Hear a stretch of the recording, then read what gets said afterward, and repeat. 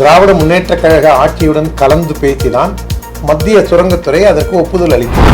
தமிழகத்தில் அரசியல் செய்வதற்காக வேண்டி மட்டுமே திராவிட முன்னேற்றக் கழகம் இது போன்ற குயுக்தியான வேலைகளை செய்யும். ஸ்டாலின் ஆட்சியும் கிட்டத்தட்ட ஒரு துக்ளக் தர்பாரா தான் பல விஷயங்கள்ல இருக்கு. உதயநிதி ஸ்டாலின் என்ன நினைச்சிட்டாரு, மன்னர் ஆட்சின்னு நினைச்சுதான் விஜய் அவர்கள் மணிப்பூர் விஷயத்துல என்ன சொன்னாரு, மணிப்பூர் விஷயம் என்னவோ மோடி ஆட்சிக்கு வந்ததுக்கு அப்புறம் தான், பிஜேபி ஆட்சிக்கு வந்ததுக்கு அப்புறம் தான் பிரச்சனை இருக்கிற மாதிரி சொல்றாரு.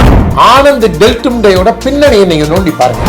அவரு ஒரு அர்பன் நக்சல் தாங்கிறது உங்களுக்கு ப்ரூவ் ஆகும். அண்ணாமலையோட ஒத்த ஸ்டேட்மெண்ட், தமிழகத்துல இவங்க அர்பன் நக்சல்ஸை எந்த அளவுக்கு கூட்டு வந்து கூத்தடிக்கிறாங்கிறது தெரியும். இப்படி இருக்கிற ஊரை அமைதி பூங்கா அமைதி பூங்கான்னு சொல்லி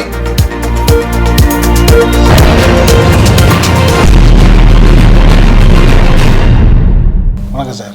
வணக்கம். நல்லா இருக்கீங்களா? சூப்பராக இருக்கேன். டங்ஸ்டன் விவகாரம் நடப்பது என்ன, நடந்தது என்ன, நடக்கப் போவது என்ன? நடந்தது, திராவிட முன்னேற்றக் கழக ஆட்சியுடன் கலந்து பேசிதான் மத்திய சுரங்கத்துறை அதற்கு ஒப்புதல் அளித்தது. ஒப்புதல் அளித்த பின்னர் இது வழக்கம் போல் திமுக துக்ளக் தர்பாராக தான் நடந்துக்கும். நீங்கள் கடந்த கால நிகழ்ச்சிகளில் நீங்கள் பார்த்தீங்கன்னு வச்சுங்க, நம்ம ஊர் பகுதியில் நம்ம சார்ந்திருக்கக்கூடிய டெல்டா பகுதியில் நீங்கள் பார்த்தா கூட இதுக்கான நம்ம அந்த பூமியிலேருந்து கேஸ் எடுக்கிறதுக்கான ஒப்பந்தமாக இருக்கட்டும், அதுக்கப்புறம் அந்த தேனி பக்கத்தில் நியூட்ரினோக்கு இருக்கட்டும், இதுக்கெல்லாம் ஒப்புதல் கொடுத்தது கருணாநிதி ஆட்சியில். இதுக்கெல்லாம் ஸ்டாலின் அப்போ ரொம்ப பெருமையாக வேற பீத்திக்கிட்டு கனிமொழியும் வேற ப்ரெஸ்லலாம் கருணாநிதி 2006-11 காலகட்டத்தில் சிஎம்மாக இருந்த போதும், இவங்க மத்திய ஆட்சியில் இருந்த போதும் இவங்க அதை ஒரு பெருமையாக பத்திரிகையிலலாம் டமான் அடிச்சுட்டு, அதுக்கப்புறம் ஆட்சி மாறி மன்மோகன் சிங் வீட்டுக்கு போய் மரியாதைக்குரிய நரேந்திர மோடி அவர்கள் பிரதமர் ஆனதுக்கப்புறம் தமிழகத்தில் அரசியல் செய்வதற்காக வேண்டி மட்டுமே திராவிட முன்னேற்றக் கழகம் இது போன்ற குயுக்தியான வேலைகளை செய்தது.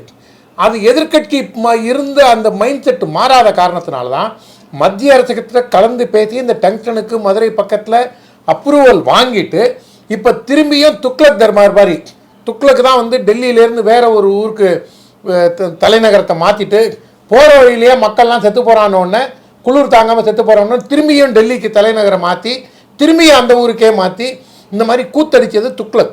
அந்த மாதிரி தான் இப்போ பார்த்தீங்கன்னா ஸ்டாலின் ஆட்சியும் கிட்டத்தட்ட ஒரு துக்ளக் தர்பாராக தான் பல விஷயங்கள்ல இருக்குது. ஒன்று இருக்கும்பாங்க, அதுக்கப்புறம் இல்லைம்பாங்க, அப்புறம் நாங்கள் தான் கேட்டோம்பாங்க, அப்புறம் நீங்கள் ஏன் கொடுத்தேம்பாங்க. இந்த மாதிரி மாறி மாறி மாறி பேசுகிறதே ஸ்டாலினோட வேலையாக போச்சு.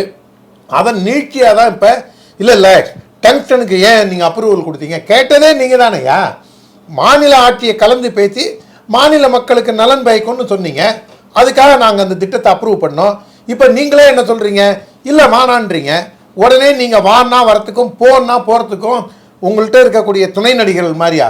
உதயநிதி ஸ்டாலின் என்ன நினச்சிட்டாரு, மன்னர் ஆட்சின்னு நினச்சி தான் அந்த மமதையில் இவங்க இவங்க இஷ்டத்துக்கு நேத்தி ஒன்று பேசுறது, இன்னைக்கு ஒன்று பேசுறது, இல்லை நான் 4 நாள் முன்னாடி பேசுனது தான் சரிங்கிறது. இது திமுகவோட ஒரு தெளிவற்ற, ஒரு சிந்தனை தெளிவே இல்லாமல் அவங்களுக்கு ஒரு சரியான நிலைப்பாடு எந்த விஷயத்துலையுமே நீங்கள் இருக்காது.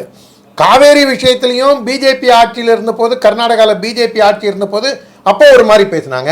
இப்போ சித்தராமையாட்ட கெஞ்சி தண்ணி வாங்குறதுக்கு கூட துப்பு இல்லாதவங்க. எல்லா விஷயத்துலையுமே இவங்க பல்ட்டி அடிச்சுட்டே இருக்கிறது தான் திமுக. அதனால் அந்த டங்ஸ்டன் விஷயத்துலையும் மத்திய அரசு ஒழுங்கான நிலைப்பாடு, உறுதியான நிலைப்பாடோடு இருக்குங்கிறதான் அண்ணாமலை தெளிவுபடுத்தியிருக்கார். அம்பேத்கர் பேரன் ஆனந்த் டெல்டும்டே அவரை புறநகர் நக்சல் என தமிழக பாஜகத்தில் அண்ணாமலை விமர்சித்திருக்காரு. அவர் புத்தக வெளியீட்டு விழாவுக்கு வந்திருந்த அவரை பற்றி இவ்வாறு தெரிவித்திருக்கார். எதுக்கு சொன்னார்னா, விஜய் மணிப்பூர் விஷயத்தை பேசியதுக்கு அடுத்து பதிலடி தருவைகளை சொல்லியிருக்காரு. எந்த வகையில் இது ஏற்புடையது? இல்லை அதாவது ஆணைக்கு அறோன்னா குதிரைக்கு குடுறோங்கிற லெவலில் அண்ணாமலை பேசலை. நம்ம முதல்ல ஒரு விஷயத்தில் தெளிவாக எடுத்துக்கணும். மணிப்பூர் விஷயத்தை அவர் பேசினபோது விஜய் ஜோசப், தமிழக வெற்றி கழக தலைவர் ஜோசப் விஜய் இருக்கார்ல, அவர் மணிப்பூர் பேர் விஜய் தானே, ஜோசப் விஜய் இல்லையா அவர் பேர்? இப்போ விஜய் தான், ஜோசப் விஜய்னு போட்டு அவர் அறிக்கை கொடுத்ததை நான் காமிக்கிட்டோமா? தமிழக வெற்றி கழகத்தில் விஜய், அது எதாவனா இருக்கட்டாங்க, அவர் பேப்பரில் கொடுத்த அறிக்கையை நான் உங்களுக்கு காமிக்கிட்டோமா ஜோசப் விஜய்னு போட்டு? அதனால அவர் பேர் ஜோசப் விஜய் தாங்க. அதில் என்ன தவறு இருக்குது?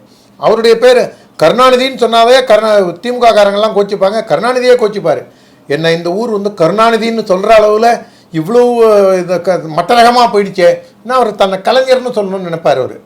அதனால் இது வந்து ஒரு மனோவியாதி இந்த மாதிரி ஒரு அரசியல்வாதிகள்கிட்ட. ஜோசப் விஜய் அவர்கள் வந்து மணிப்பூர் விஷயத்தில் என்ன சொன்னார், மணிப்பூர் விஷயம் என்னவோ மோடி ஆட்சிக்கு வந்ததுக்கப்புறம் தான், பிஜேபி ஆட்சிக்கு வந்ததுக்கப்புறம் தான் பிரச்சனை இருக்கிற மாதிரி சொல்கிறாரு. அதுக்கு முன்னாடியே அந்த ஜெரோம் ஷர்மிளாங்கிறவங்க எவ்வளோ நாள் உண்ணாவிரதம் இருந்தாங்கன்னு உங்களுக்கும் நல்லாவே தெரியும். எத்தனையோ வருஷங்கள் அந்த அம்மா உண்ணாவிரதம் வந்து மூக்கில் டியூப்பை போட்டுக்கிட்டு அந்த அம்மா உண்ணாவிரதம் இருந்ததை பார்த்துருப்பாங்க. கும்பலாக பெண்கள், நீங்கள் அதை நம்ம நினச்சி பார்க்கவே கொடூரமாக இருக்கும். ஐரோம் ஷர்மிளா அவங்க நினச்சி பார்க்கவே கொடூரமான ஒரு விஷயத்த சொல்கிறேன். கும்பலாக பெண்கள் நிர்வாணமாக ஊர்வலம் போய் எங்களை ரேப் பண்ணுங்கடான்னு அன்றைய ஆட்சியாளர்கள்ட்ட எடுத்து சொன்ன நீங்கள் அதையும் பார்த்துருந்துருப்பீங்க. கொடுமையான நிகழ்வு அதெல்லாம். அந்த கொடுமையான நிகழ்வெல்லாம் மறந்துட்டு ஜோசப் விஜய் இப்போ என்ன சொல்கிறாரு, இந்த பிரச்சனைலாம் என்னமோ மோடி ஆட்சிக்கு வந்ததுக்கு அப்புறம் தான் வந்ததுங்கிற மாதிரி பேசுறதுக்கு தான், அதுக்கு தான் வாங்க நான் உங்களை அழைச்சிட்டு போகிறேன்னு சொல்கிறாரு. அதுக்கும் ஆனந்த் இப்போ டெல்டும் டேக்கும் பெரிய அது ஒன்றும் சம்மந்தமே கிடையாது. அது ஆணைக்காரனா இது குதிரைக்கு கூடுறோன்னு அவர் சொல்லவே இல்லை. ஆனந்த் டெல்டும் டேயோட பின்னணியை நீங்கள் நோண்டி பாருங்கள். அவர் ஒரு அர்பன் நக்சல் தாங்கிறது உங்களுக்கு ப்ரூவ் ஆகும். அதுக்கு தான் திருமாவளவன் என்ன சொல்லியிருக்காரு, இன்றைக்கி திமுகக்கு ஓலா யூபர் வாடகை வாயிலாக இருக்கார் பார்த்தீங்களா, திமுகக்கு முட்டு கொடுத்துட்டு அந்த கட்சிக்காரனே காரி துப்பினா கூட இல்லை எனக்கு திமுக தான் முக்கியம், ஆட்சி அதிகாரத்தில் பங்கு, ஆட்சியில் பங்கு, அதிகாரத்தில் பங்கு, அரசியலில் பங்கு எல்லாம் வெளியில் வேஷம் போட்டுட்டு அதான் அத்துமீறு அடங்க மறு திருப்பி அடி அப்படின்லாம் அடுத்தவனுக்கு தான், ஊருக்கு தான் உபதேசம். அவர் எதையும் ப்ராக்டிஸ் பண்ண மாட்டார். அவர் வந்து செயல் வடிவம் எதுவும் கொடுக்க மாட்டார். அவருடைய ஜனநாயக ரீதியான கருத்தை முன்வைக்கிறதுக்கு கூட திமுகவிற்கு அடிமையாக திகழும் திருமாவளவன் இன்னைக்கு அண்ணாமலையை சாடி ஒரு அறிக்கை கொடுத்து தான், அது வந்து குரூர நகைச்சுவை, இட்ஸ் அ சாடிஸ்டிக்கல் ஜோக்.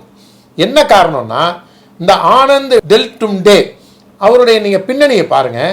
அவர் வந்து திருமாவளவன் சொல்கிறார், அவர் ஐஐடியில் ப்ரொஃபஸராக இருந்தார், கற்றிருந்தவர், மகாராஷ்டிரா முழுக்க டூர் போகிறாரு, இங்கே வந்து தமிழ்நாட்டுக்கு வரத்துக்கும் கோர்ட்டில் தான் பர்மிஷன் வாங்கிட்டு வந்திருக்காரு. ஏங்க அவர் தான் ரொம்ப யோக்கிய சிகாமணி ஆச்சாங்க. அப்புறம் எதுக்குங்க அவர் போய் கோர்ட்டில் பர்மிஷன் வாங்கணும், நான் இந்த ஊருக்கு போகிறேன் அப்படின்னு.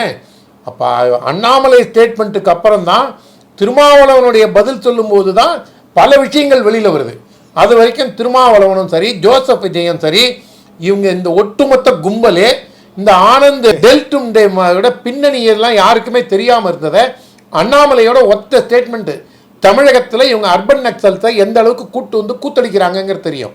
இந்த ஆனந்த் டெல்டும் டே மாதிரி ஆட்களெல்லாம் நீங்கள் வச்சு ஆப்ரேட் செய்யும்போது அவங்கெல்லாம் கம்யூனிஸ்ட போர்வேல இயங்கிறத திருமாவளவன் போன்று இந்த நாடு அமைதியாக இருக்கக்கூடாது என்று நினைக்கக்கூடிய குழப்பவாதிகள், இந்த நாட்டில் அமைதியின்மையும் ஸ்திரத்தன்மையும் இருக்கக்கூடாது என்று நினைப்பவர்கள் அதுக்கு ஏன் ஒத்துசைவாக இருக்கக்கூடாது என்ற கருத்து எனக்கும் கொஞ்சம் கொஞ்சமாக மேலோங்குகின்றது. எனவே இந்த ஆனந்த் டெல்டும் டே போன்றவர்களை தமிழ்நாட்டில் கொண்டு வந்து திணிப்பது, இந்த மாதிரி இப்போ அமைதி பூங்காவாக இருக்கின்றது தமிழ்நாடுங்கிறாங்க. நீங்கள் தினசரி தமிழ்நாட்டில் ஒரு ரேப் நடக்கும், மனநலம் பாதிக்கப்பட்ட பெண்ணை செக்ஸுவல் ஹராஸ் பண்ணுவாங்க, 8 வயசு 10 வயசு பொண்ணு சிறுமி குழந்தைகளை வந்து பிஞ்சு குழந்தைகளையும் செக்ஸுவல் ஹராஸ்மெண்ட் நடக்கும், கள்ளச்சாராயத்தில் சாவு நடக்கும், நீங்கள் வந்து கஞ்சா குடிக்கைகள் ரோட்லேயே கத்தி எடுத்துகிட்டு போய் வெட்டுவான். இப்படி இருக்கிற ஊரை வந்து அமைதி பூங்கான்னு சொல்லி கொஞ்சம் கொஞ்சமாக வன்முறையாளர்களை இவங்கள் இறக்குமதி செய்கின்றார்களோ, இதற்கு பின்னாடி இவர்களின் நோக்கம் என்ன என்ற அச்சம் எனக்கு ஏற்படுகின்றது. லைக், ஷேர் அண்ட் சப்ஸ்கிரைப் பண்ணாதவங்க இப்பவே சப்ஸ்கிரைப் பண்ணிருங்க. எங்களோட அப்டேட்ஸ் உங்களுக்கு வரணும்னா பெல் பட்டனை பிரஸ் பண்ணுங்க.